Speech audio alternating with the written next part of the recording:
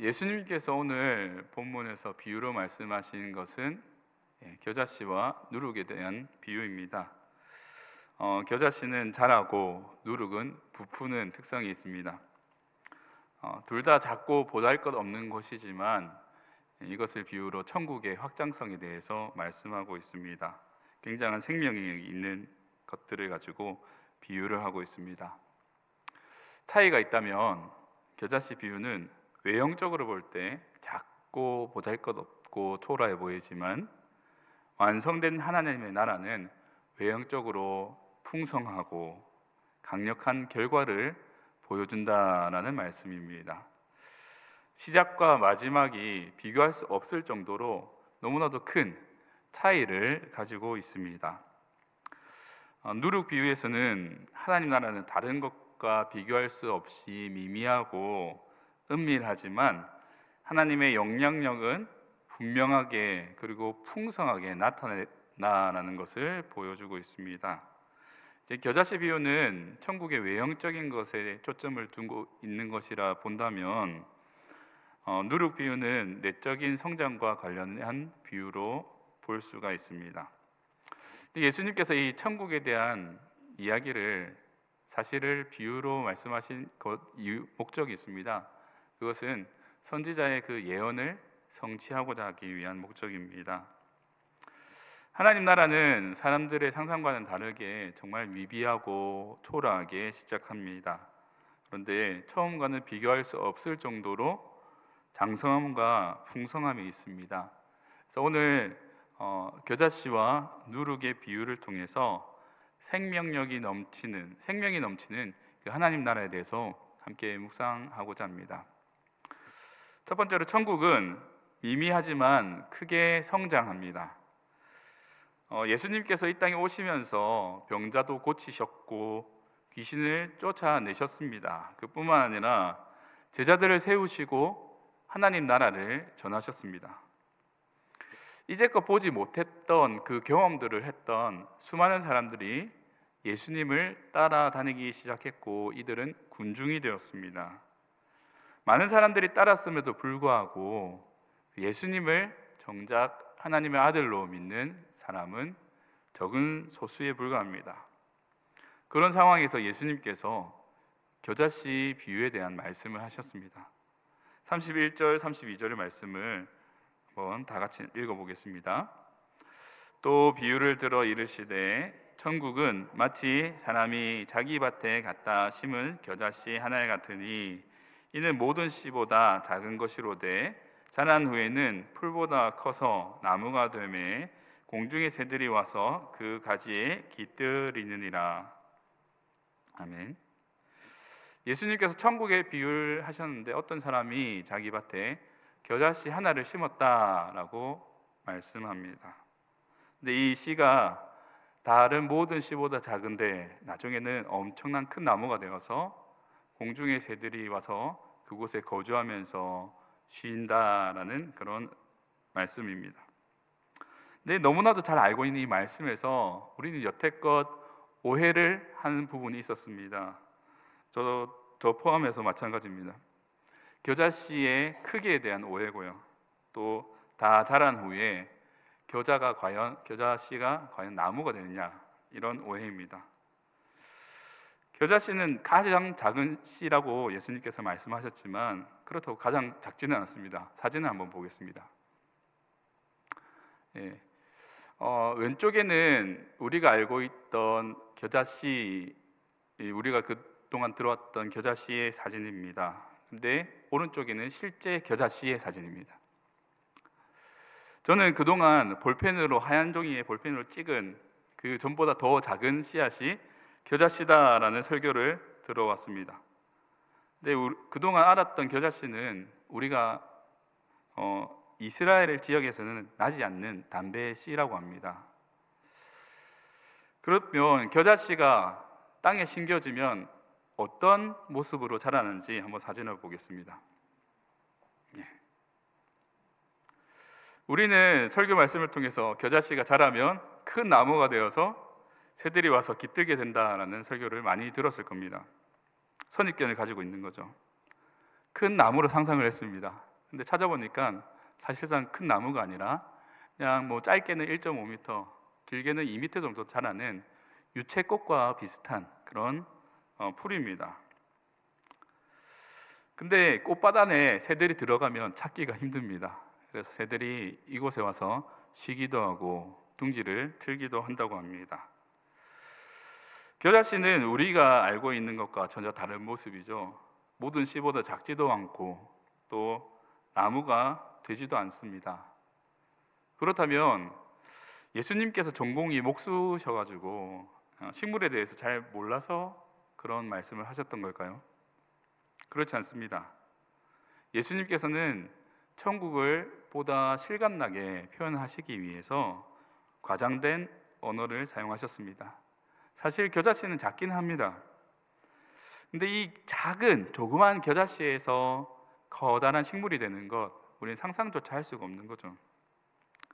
예수님은 가장 작은 씨에서 큰 나무가 된다는 이 과장법을 사용하시면서 천국의 확장성에 대해서 강조하셨습니다. 천국은 아주 작게 시작했습니다.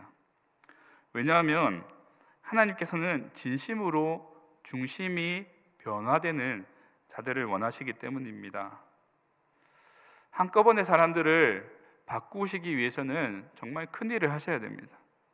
많은 사람들을 원형 경기장에 모아서 사람들에게 감동적인 모습을 보여주면 사람들은 큰 감동을 받고 하나님을 믿을 겁니다.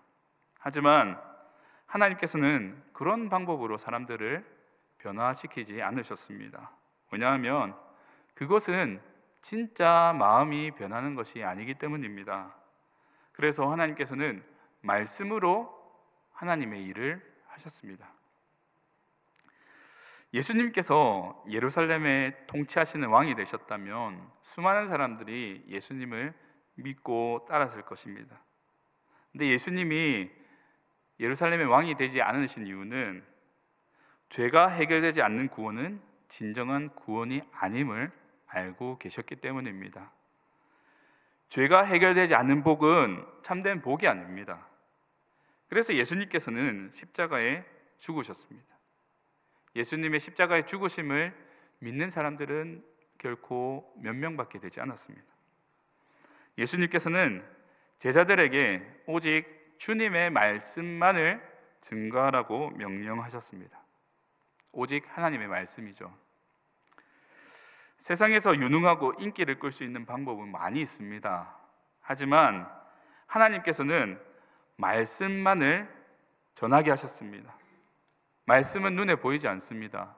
어떻게 보면 겨자씨보다 더 작은 씨앗일지도 모르겠습니다. 이 말씀은 한 사람의 영혼을 소생시킵니다. 삶을 바꾸어 놓습니다. 그래서 나중에 이 씨앗이 자라서 열매가 생기면 세상 어떤 것도 이 열매를 따라 할 수가 없게 됩니다. 우리가 명심해야 할 것은 하나님 나라가 자라는데 시간이 정말 오래 걸린다는 사실입니다. 한 사람이 말씀을 듣고 변화하는데 정말 오랜 시간이 걸립니다. 예를 들어 모세가 하나님의 종으로 쓰임을 받기 위해서 얼마 동안 걸렸습니까? 80년이 걸렸습니다. 자신의 혈기를 꺾고 하나님의 말씀대로 순종하는 그 순종함을 따라가기 위해서 80년이 걸렸습니다. 하나님께서는 우리에게 억지로 강요하시거나 노예와 같은 복종을 요구하신 분이 아니십니다. 모든 것을 말씀을 통해서 깨닫게 하셔서 말씀에 순종하기를 원하시는 겁니다. 하루하루 우리가 하나님의 말씀에 순종하다 보면 어느새 내 모습은 주님을 닮게 되어 있습니다. 겨자나무가 무성하게 자라서 새들이 그곳에 와서 깃든다라고 말씀합니다. 우리의 믿음의 분량이 풍성하게 되면 이웃들이 우리에게 찾아와서 우리가 쉼터가 되어주는 겁니다. 이웃들에게 도움을 줄 수 있는 거죠. 그런데 이웃들에게 도움을 주는 이 봉사에만 국한해서는 안 됩니다. 우리에게 더 귀한 것이 있잖아요. 하나님의 말씀이죠. 우리 자신이 겨자씨가 되어서 큰 나무가 되어 이웃들을 도와주는 것처럼 우리의 이웃들에게 겨자씨가 되는 그 경험을 전해줄 수 있기를 바랍니다. 겨자 나무에 와서 쉬는 것이 구원을 이루는 것이 아니라 네가 겨자씨가 되어서 자라날 때 이것이 구원이 될 줄 믿습니다. 우리 이웃들이 겨자씨가 될 수 있도록 내가 먼저 겨자씨의 체험을 해야 되겠죠. 하나님 나라의 풍성한 생명을 먼저 저와 여러분이 경험하고 이 경험을 다른 이웃들에게 전해줄 수 있는 저와 여러분 되기를 간절히 소망합니다. 두 번째로 천국은 성장할 뿐만 아니라 변화를 가져다 줍니다. 예수님께서는 겨자씨에 대한 비유를 하시면서 그 이후에 누룩에 대한 비유를 하셨습니다. 누룩의 가장 큰 특징은 반죽 전체에 은밀하게 들어가서 이 반죽을 크게 부풀어 오르게 하는 그런 특징이 있습니다. 누룩 이 자체는 아무런 부정적인 의미가 없는데 누룩의 발효성 때문에 부정적인 의미를 부여하기도 합니다. 누룩의 발효성에 관해서는 부패와 죄성 혹은 도덕적으로 타락하는 죄악된 삶을 암시해 준다라고 가르칩니다. 부정적인 의미를 설명할 때 누룩을 비유하죠. 그런데 오늘 본문에서는 예수님께서 누룩을 비유하실 때에 사람들이 이해하기 쉽도록 이 부정적인 이미지를 긍정적인 이미지로 바꾸어서 비유로 설명하셨습니다.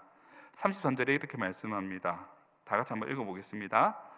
또 비유로 말씀하시되 천국은 마치 여자가 가루 서말 속에 갖다 넣어 전부 부풀게 한 누룩과 같으니라. 아멘. 누룩은 발효를 일으키는 균의 일종입니다. 빵을 부풀어 오르게 하기 위해서는 누룩이 반드시 필요합니다. 그래서 빵을 만들 때 밀가루 반죽을 하고 발효가 되면 일부 반죽을 떼어 놓습니다. 보관을 했다가 다시 새로운 빵을 만들 때 그 보관했던 그 밀가루 반죽을 집어 넣습니다. 근데 발효된 반죽은 조금밖에 되지 않습니다. 예수님께서 말씀하신 이 가루 서말은 상당히 많은 분량입니다. 한 20kg 정도 되는 가루인데요. 그 가루 속에 누룩을 집어넣습니다. 얼마나 많은 사람들이 이 빵을 먹을 수 있을까요? 한번 조사를 해봤는데 한 100명에서 200명 정도 먹을 분량이라고 합니다. 여자가 가루 서말을 준비하는 이 모습, 그냥 우리가 그냥 지나쳐 버릴 수 있는데 유대인들 입장에서는 이 가루 서말을 반죽하는 이 모습은 잔치를 준비하는 모습과 같습니다. 33절에 가루의 단위를 말이라고 표현합니다. 근데 이것을 구약 단어로 번역해 보면 스아라고 번역할 수가 있습니다. 본문에서 서말을 세 스아로 번역할 수 있는데 창세기에 이 세 스아와 연관된 사건이 딱 한 군데 등장합니다. 창세기 18장 6절인데요. 제가 읽어드리겠습니다. 아브라함이 급히 장막으로 가서 사라에게 이르되 속히 고운 가루 세 스아를 가져다가 반죽하여 떡을 만들라 하고. 아브라함이 마므레 상수리 나무에서 쉬고 있을 때였습니다. 거주하고 있을 때 날이 많이 뜨거워서 그늘 아래에서 쉬고 있었습니다. 그런데 아브라함 맞은편에 사람 3명이 서 있는 것을 발견하게 됩니다. 근데 아브라함은 이 사람들이 하나님의 사자인 것을 알고 극진히 영접해서 식사 대접을 합니다. 급히 장막으로 가서는 제 아내 사라에게 세 스아의 가루를 가져다가 반죽하여 떡을 만들라라고 요청을 합니다. 세 스아는 앞서 말씀드렸던 것처럼 세 사람이 먹을 빵의 분량이 아닙니다. 최소 100명에서 200명이 먹을 엄청난 양인데 예수님께서 말씀하신 이 비유, 이것을 연상하게 하는 창세기의 이 사건에서 가루의 양은 단순히 식사의 의미가 아닙니다. 이것이 축제라는 것을 보여주고 있습니다. 조그마한 누룩이 시간이 지난 후에 가루가 부풀어서 먹음직한 축제 음식으로 바뀌고 말았습니다. 한 마을 축제에 쓰이는 이 빵을 만드는 가루도 많지만 반대로 거기에 들어가는 누룩은 정말 작습니다. 아주 조금만 넣어도 시간이 지난 후에 먹음직스러운 반죽으로 금방 부풀게 됩니다. 가루 속에 들어있는 이 누룩은 복음의 능력을 보여줍니다. 세상은 초롱성과 같아서 뚫고 들어갈 길이 보이지는 않습니다. 그래서 누룩처럼 세상을 변화시키기보다는 세상에 동화되며 사는 성도들이 많이 있는 것 같습니다. 세상 속에서 세상과 다를 바 없는 그런 삶을 살아갑니다. 죄를 먹고 죄를 마시며 살아가는 거죠. 근데 주일이 돼서 교회에 오면 마음속에 심각한 죄책감을 가집니다. 하나님 앞에서 간절히 회개합니다.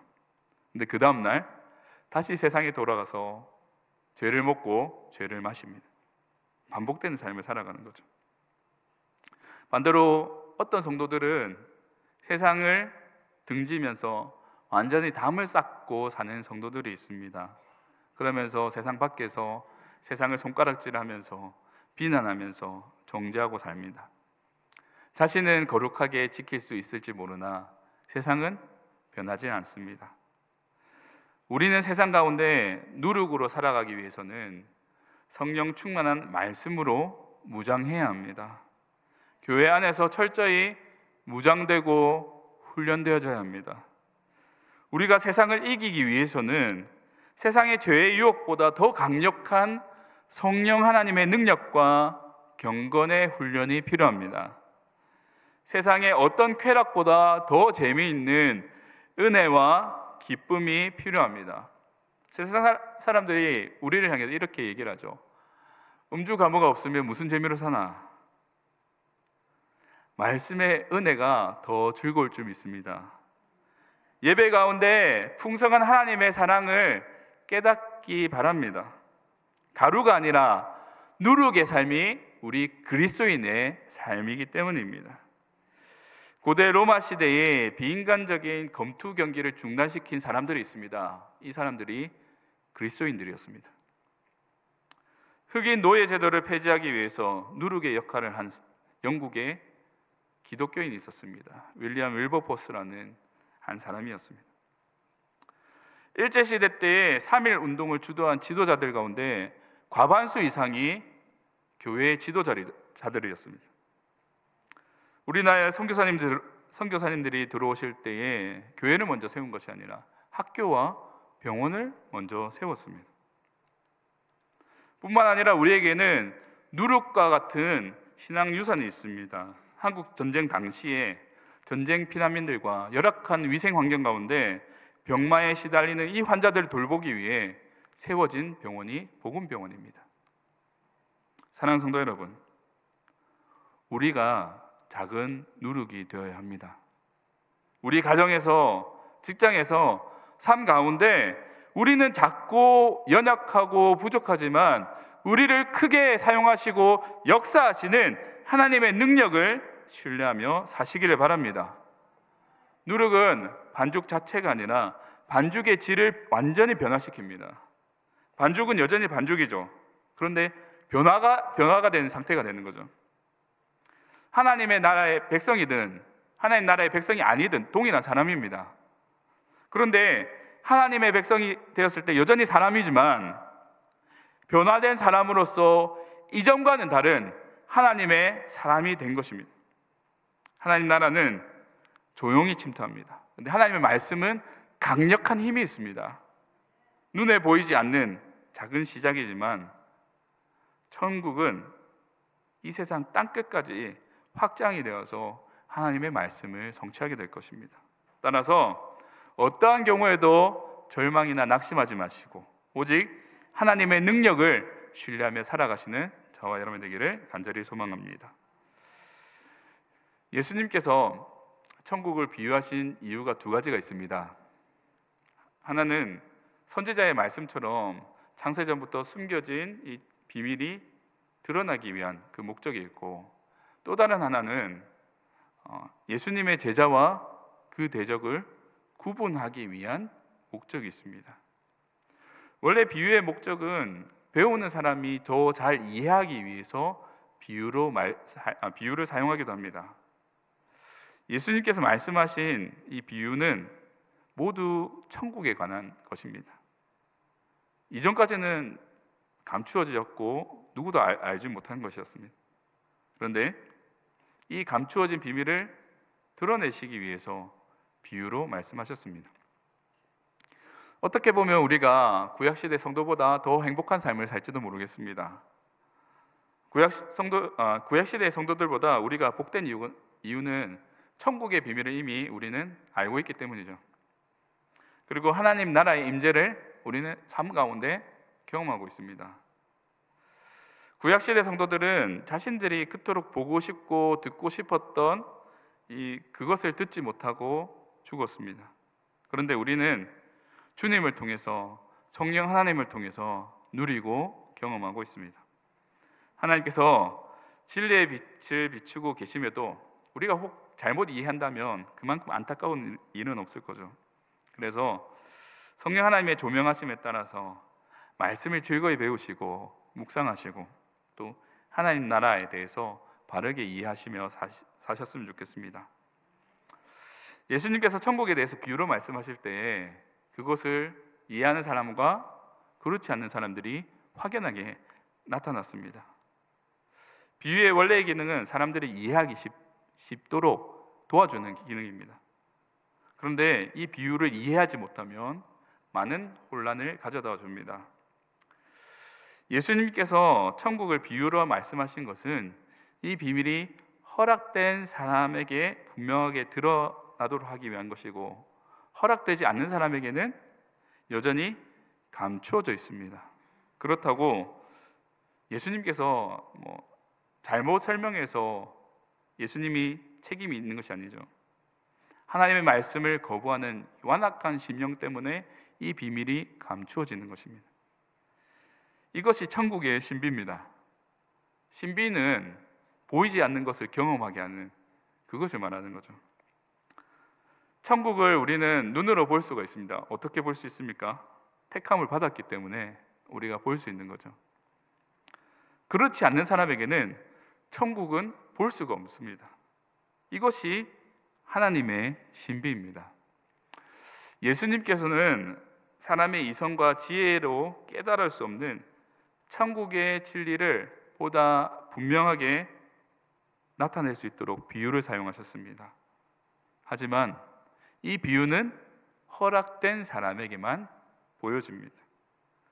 허락받지 않는 사람들에게는 이 천국에 대한 비유는 즐겁고 은혜로운 것이 아닙니다. 하지만 하나님의 명령에 순종하며 하나님의 통치를 받은 사람들에게 이 천국의 진리는 쉽게 이해가 되고 즐겁고 좋은 곳이 되는 것입니다. 천국은 생명이 넘치는 나라입니다. 조그마한 씨앗이 큰 나무를 이루는 이 이유는 그 안에 생명이 담겨 있기 때문입니다. 생명은 확장성을 띠는 거죠. 계속해서 자랍니다. 뿐만 아니라 주변을 변화시키는 힘이 있습니다. 확장성과 영향력은 천국이 가지는 독특성입니다. 우리 역시 생명력이 넘치는 이 나라 가운데 살아가고 있습니다. 하나님 나라의 백성이죠. 천국의 비밀은 이미 저와 여러분에게 보여져 있습니다. 그래서 우리가 드러난 비밀을 다른 곳에 알릴 때가 되었습니다. 우리의 삶이, 저와 여러분의 삶이 겨자씨와 같은 삶이 되길 바랍니다. 조그마한 누룩의 삶이 되시길 바랍니다. 그래서 여러분의 삶 터전 가운데 하나님 나라가 점차 확장되면서 그 확장된 하나님 나라가 하나님의 열매로 가득 변화되기를 주님의 이름으로 간절히 소원합니다.